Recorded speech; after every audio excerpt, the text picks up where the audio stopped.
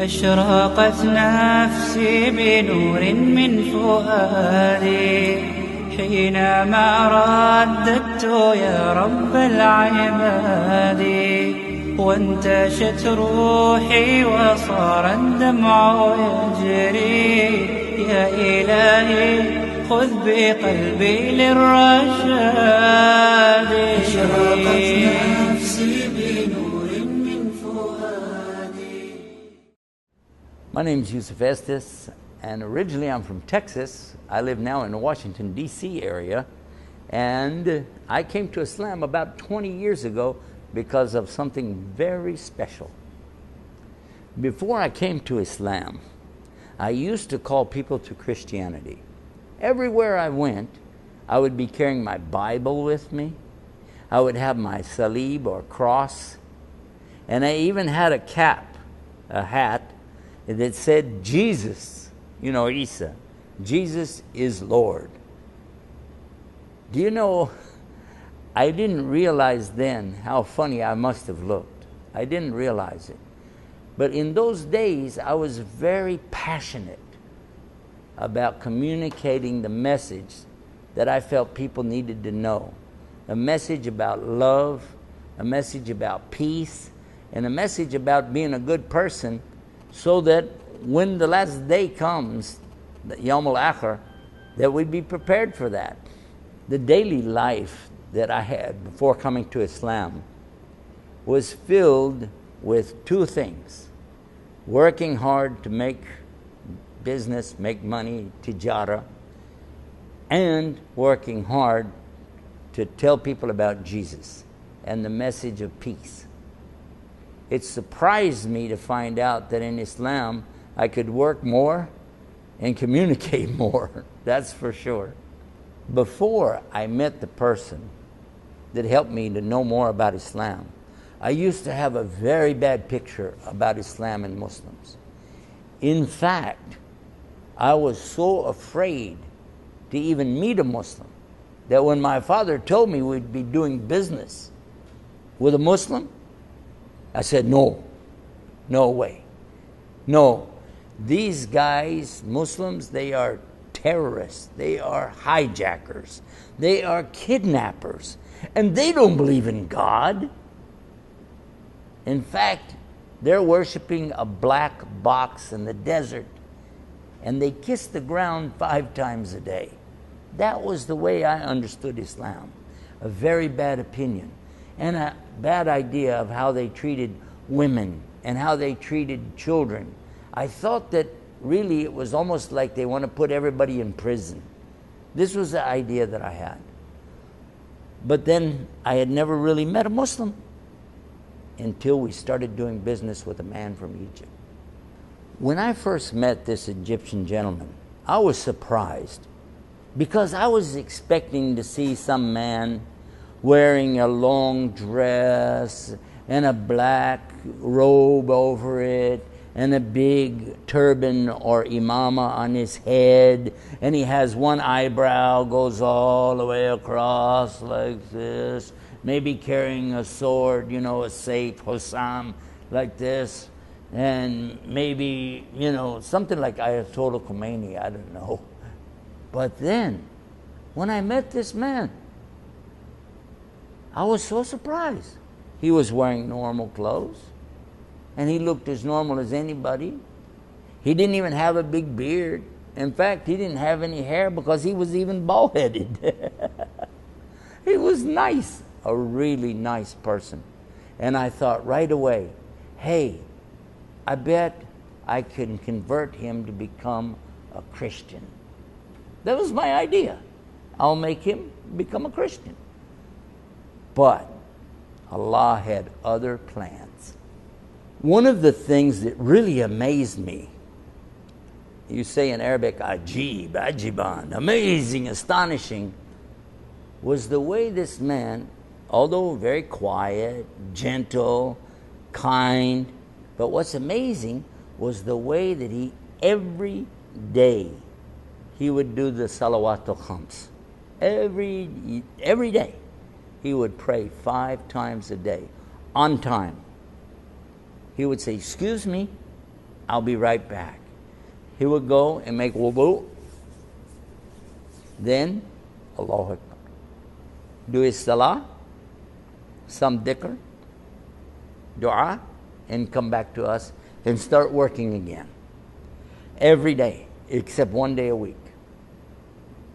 Yawmul Jummah, he stops everything. He said, I will be back in 2 hours. He would get ready and drive to the masjid, do his salah there, and come back. And it took almost a half hour just to get there. So that's why he had to take 2 hours off. But he would still come back and go right back to work again.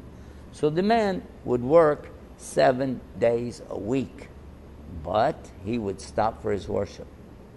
Another thing that he did, he liked to fast, Saum, on Mondays and also on Thursdays.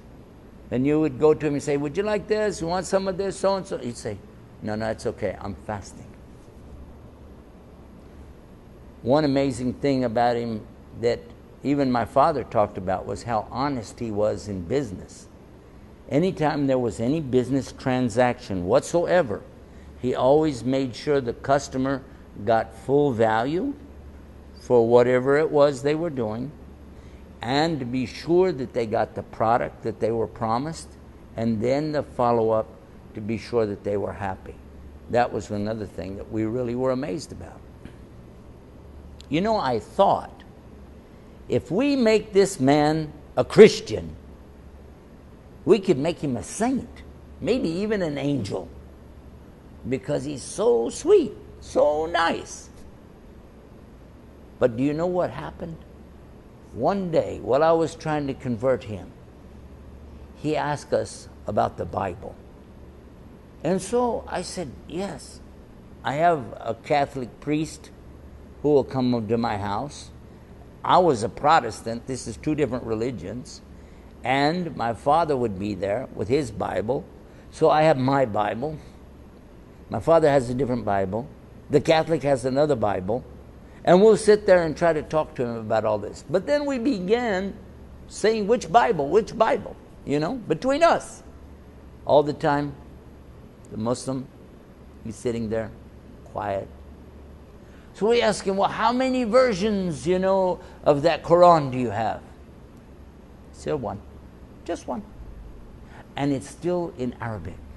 The way it came, it's perfect, nothing's missing. No words are missing. No pages are missing. Not even a dot is missing. So then we had another idea. Let's talk to him about God.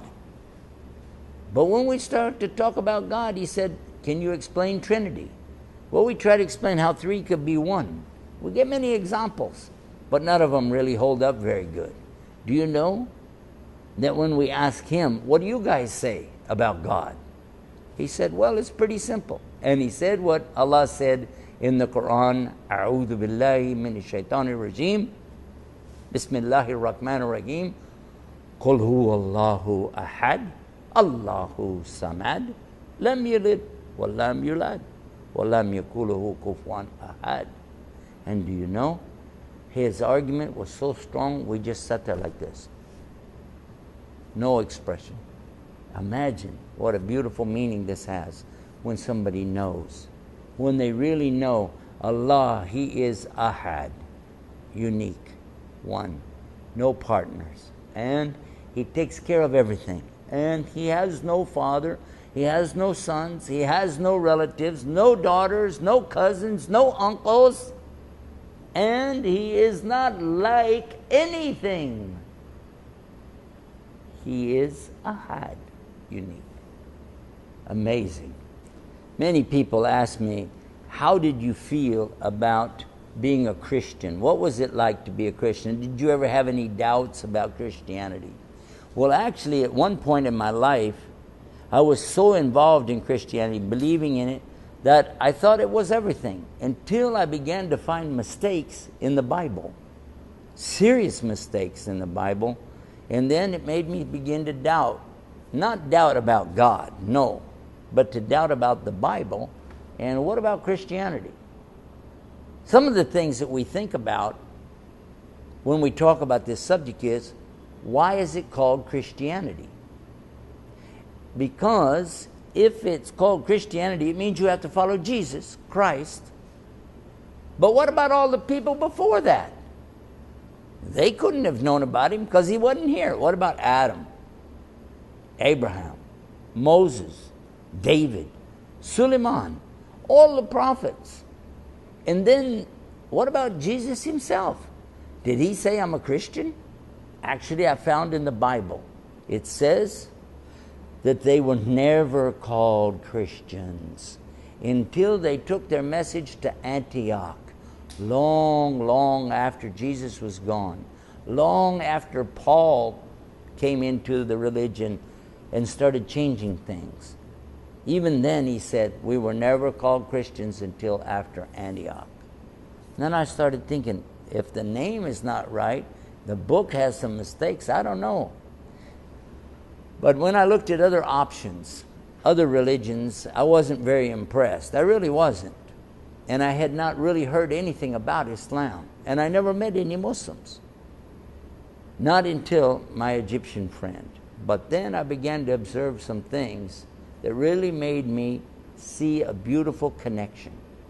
One of the things that my Egyptian friend told me is that we Muslims believe in Jesus. I said, what? Because I know Jewish, you know, the Yahudi, they believe in Adam and Abraham and Isaac, Ishaq, Ishmael. They believe in Suleiman and David and all these prophets. They believe in the Old Testament, but they do not believe in Jesus. Not as a prophet, not as a son of a God, not as a miracle worker, nothing. So how could a Muslim believe in Jesus? And he said, yes, we call him Isa. I said, okay, that's all right. It's similar to Jewish, Yeshua, Isa, Yeshua. Okay. He said, and do you know what? We know he's a miracle birth. Oh, the Immaculate Conception, mu'jiza from Allah. So, okay. And we know that he did miracles. Even when he was born, he could speak. Isa alayhi salam, he could speak when he was born. And he told the people he was a prophet. And he had a mission. I was like, really? I don't know that. And he did miracles. People that had skin disease, they were cured. People who couldn't walk, lame, they were cured. People that were blind, and they were cured. Even a dead man was brought back to life. The story is in the Bible, Lazarus, but you're telling me a Muslim believes this? Huh? I said, yeah. I said, okay, well, what do you believe about Jesus? We say he's the Son of God. What do you say? He said, we say he's the son of Mary. Oh yeah, that makes sense. He is the son of Mary. He said, this way we don't have to try to resolve the issue of son of God. Ibn Allah, a'udhu billah, astaghfirullah. Allah has a son, a'udhu billah. So this is where it really starts making you think. Muslims do believe so much, almost, it's almost exactly, almost, but maybe a little bit different. Because when we came to the subject of Son of God, he said, no. Son of Mary, yes. Mu'jiza, yes. Even the Kalimatullah, the Word of God, the Logos. When Allah wants anything, he just says, kun fayakun. Be, and it is. And that's how he created Jesus. And I thought, oh, it's in the Bible. The Kitabul Maqdis, that's what it says. Be, and it is. And that's how he made him. So, Maryam is the mother God is the creator. Exactly what my Muslim friend told me. I thought, oh, if this is the case, what else do you believe? He said, we believe he's not dead. He's with Allah, and he will come in the last day. Oh my God. I said, this man is going to be easy. I can convert him right now. This is almost the same thing. But then it happened. The big event happened. The Catholic priest friend of mine said, I want to go to the mosque. I want to see, what do they do? And he went to the mosque. When he came back, we said, come here. What are they doing there? Do they slaughter animals, dhibiha? Or do they make bombs, something? He said, no. He said, they line up, saf, then they stand like this. He said, like a monk or priest when they worship in silent. He said they were silent, stood like this. I said, really? He said, then they bow, ruku'. Then sajda.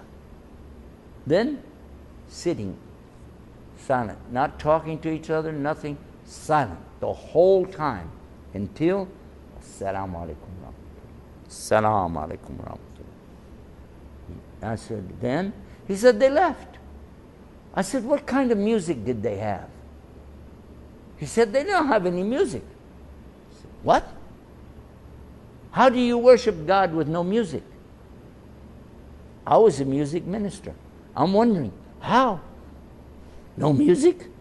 He said, no music. I got to know more about this. Well, I did. I learned a lot more about it. Do you know what happened next? It came my turn. I became very curious. So I began asking some hard questions to the Muslim. What do you say about this? What about so-and-so? I heard Muslims, they do so and such. And every time I asked him a question, he smiled. And he would tell me so many nice things. And I would think, this is not the image I had in my mind. In fact, when I think about Isa alayhi salam,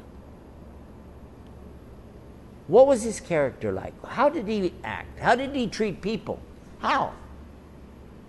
And I said to myself, this man, this Muslim, is acting more like Jesus than the Christians. He never drinks alcohol. He never smokes cigarettes. He never lies. He never cheats. He doesn't chase the women, if you know what I mean. No. In fact, when ladies come close, he puts his eyes down. I said, if Jesus was here, alayhi salam, this is what he would do. He would be like this man.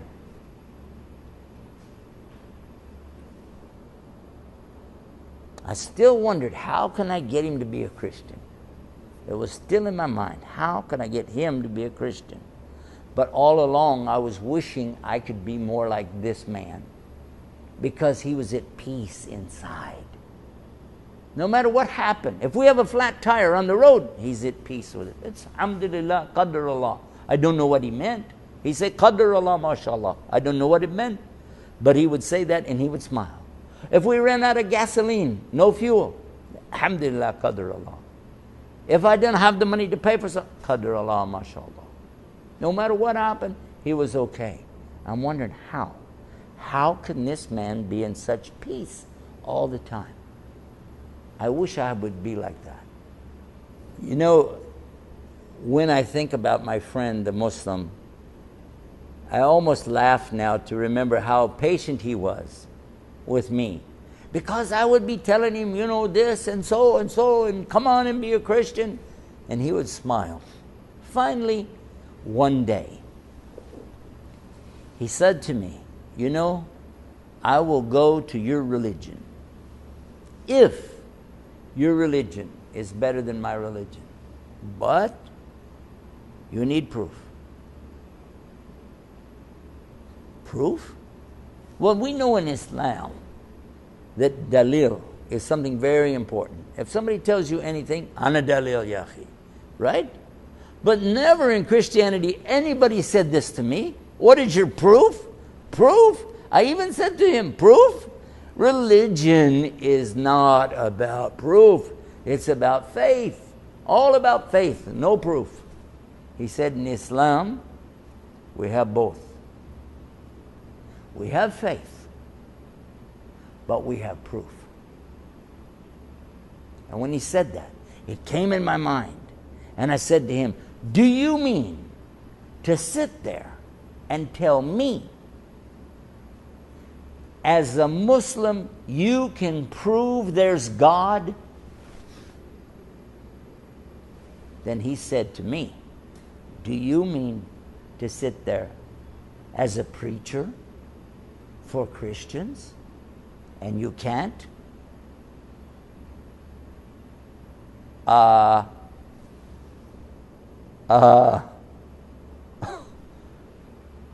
what could I say? Because I want to know what's his proof. Because I never thought about proof for anything. Just you hear somebody say it, you believe it. If they said in the Bible it says so and so, you look and read, you never find it. Where does it say it? He said it, okay, I believe it. No, in Islam, every single word you must be able to prove or you don't say it. Allah said, Qala Allah wa Qala Rasul. This is the haqq of Islam. Qala Allah, the Quran, wa Qala Rasul, the hadith, Sahih hadith, Bukhari, Muslim. And when he would explain, my Muslim friend, he would explain Islam to me, he would tell me, in Quran, Allah said, and he would say the Arabiya. I don't know Arabic. Zero, no Arabic. In those days, I didn't know one word. Not even Salaam Alaikum. Nothing. But he would still recite the Quran in Arabic. And then he would say, more or less, the English could be like this. And he would tell me. And he would say, Rasul Sallallahu Alaihi Wasallam, Prophet Muhammad, peace be upon him. Huakala, he said, for instance, خَيْرُكُمْ مَنْ تَعَلَمَ الْقُرْآنَ وَعَلَّمَ. And this in English, he would say, would mean, the best of you are those who learn the Quran, and then you teach the Quran. So he would give me the Arabic, he would give me the English. Sometimes, listen to this, sometimes he would recite the Quran quickly. Like for instance, he might say, Bismillah ar-Rahman ar-Rahim, Qul huwa Allahu ahad, Allahu samad. I'd say, no, stop. He said, why? I said, go slow. He said, why? I said, I like to listen to it.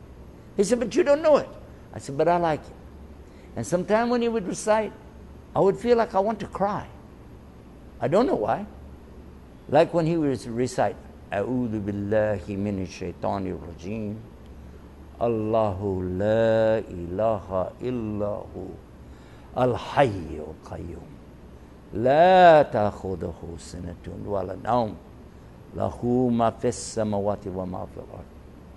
Man dhal ladhi yashfa'u indahu illa bi'idhni. Ya'lamu ma bayna aydihim wa ma khalfahum. Wallahi yuhituna bi shay'in min ilmihi illa bima sha'a. وَسِعَ كُرْسِيُّهُ السَّمَاوَاتِ وَالْأَرْضِ وَلَا يَئُودُهُ حِفْظُهُمَا وَهُوَ الْعَلِيُّ الْعَظِيمُ. الله لا إله إلا هو الحي القيوم لا تأخذه سنة ولا نوم له ما في السماوات وما في الأرض من ذا الذي يشفع عنده إلا بإذنه يعلم ما بين أيديهم وما خلفهم ولا يحيطون بشيء من علمه إلا بما شاء وسع كرسيه السماوات والأرض ولا يؤوده حفظهما وهو العلي العظيم. When he got to this part, when he said, وَاسِعَ كُرْسِيُّهُ السَّمَاوَاتِ وَالْأَرْضِ, I think that's why I told him, no, oh, slow, what is this? What is this? And he explained about the kursi of Allah, the arsh of Allah. So much details. And I'm thinking, oh, this man knows more about his religion as a geologist than I do as a preacher. How come the preachers of Christianity don't know about Christianity as much as some Muslims? Some Muslims know more about Christianity than some of the Christian preachers. And especially, how come nobody knows about Islam in the West? Nobody. Yet it's the most beautiful, logical way to explain the haqq, the proof, La ilaha illallah. When you look to the mountains, you look to the oceans, you look to the stars, the moon, the sun, and you realize this cannot come by an accident. This has to be from somewhere. Where did you come from? Where did you get your brains? Who takes care of you every day? Who wakes you up? Who lets you go to sleep? Who gave you life? Who replaces the skin when you get hurt? Who is doing this? Anybody could say God does it.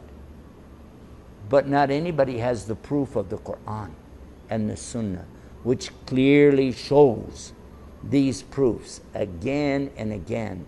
Every ayah of Quran showing these proofs. So look at the combination. We have a man living the example with the akhlaq. He has the behavior, the characteristic of Islam, and he has the basic knowledge, the simple knowledge of what? What are the 5 pillars of Islam? Shahada, Salah, Saum Ramadan, Zakat al-Mal, and Hajj fil Baytullah. Explain that. That's all he did. He just explained the basics. And what do we believe? Amana billah, we believe in Allah. Wa malaikatihi, and the angels. Wa kutubihi, and the books, all the way back. From the beginning until now, of all of the prophets. Wa rasulihi, all of the prophets. And we make no separation between any of those. And we believe in the day of resurrection, Yawm al-Qiyamah, the day of standing. Literally in Arabic, the day of standing. And he explained this. Very simple. We're all going to be brought back. Everybody. I said, wait, just Muslims, right? He said, no, everybody. Everybody's coming back. I said, what? All the Muslims, all the Christians, all the Yahudi, all of the Buddhists, all of the Hindus, all the Mulhid, all the people will be brought back on the Yawm al-Qiyamah. The 6th point in Islam, he told us, is the qadr of Allah. Now in this case, I could actually see somebody accepting the qadr of Allah. But how do you explain that to somebody? It means that Allah has already predestined everything. It's already known to Allah what's going to happen, and it's in His control. Now some people might say, well, how is that fair? I mean, if Allah made me do it, why would I get a reward or a punishment? It's not my fault. But in Islam, he explained it to me clearly. In Islam, we know that everything is a result of our intention, the niyyah. And then he said, Qala Rasul sallallahu alayhi wa sallam. Our Prophet Muhammad, peace be upon him, he said, Innama amalu bin niyat, that everything is by your intention. But then whatever comes from Allah, this is Allah's qadr. And that's when you can live as a Muslim. And I said, how? And look what he said. He said, you have to know what's Islam. And he explained in a way that I understood. Later I took a dictionary and found the words in Arabic.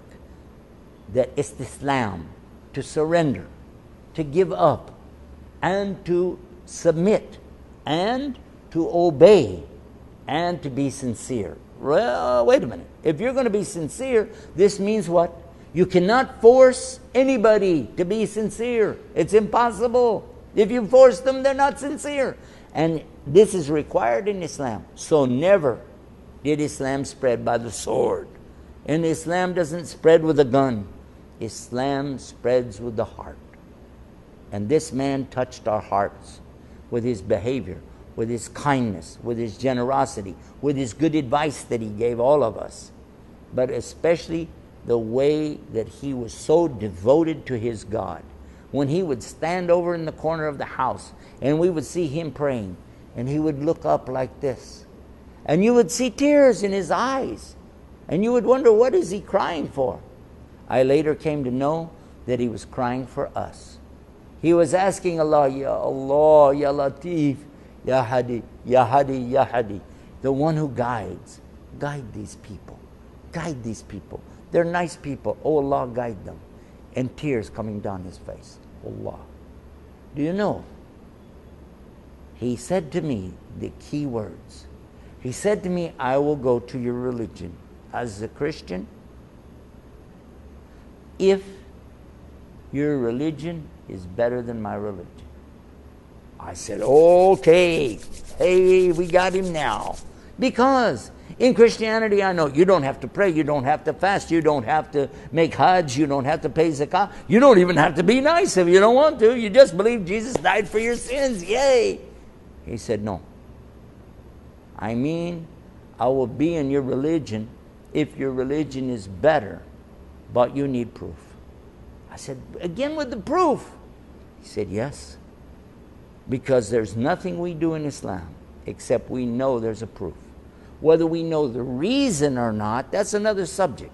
Why we don't eat pork, why women should cover themselves up, why men don't go out here touching other women, and why we must never cheat or must never lie. The reasons are with Allah. But we know the proof is from the Quran and the Sunnah. This is what we live by. And again, no matter what happened, he would say the same thing. Qadar Allah, mashallah. I realized he was right. I didn't have any proof. I was just talking. But then, one night when I was really thinking about Islam so much, I found that the Catholic priest accepted Islam. The Catholic priest became Muslim. Ashhadu an la ilaha illallah, ashhadu Muhammad Rasulullah. I couldn't believe it. I started to tell my wife. Then I found that she also is interested to be a Muslim. I'm shocked. So I wanted to talk to him again, one more time. So we were walking around in the night outside our house. I asked him about something about my business, my family, the people I know, congregation I used to go with, the Bible, the Quran. Many questions, because I didn't know what to do. I wanted him to tell me, why don't you be a Muslim? I wanted him to say that. Why don't you be a Muslim? But look at the hikmah. Look at the wisdom.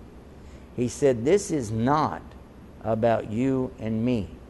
This is not about you and your wife, or you and your father, or you and the congregation of your people. This is about you and him. So you need to talk to him. Now look at this man. He's crying, oh Allah, guide them. But he doesn't say, I want you to be guided by me. No. He let Allah do what Allah does.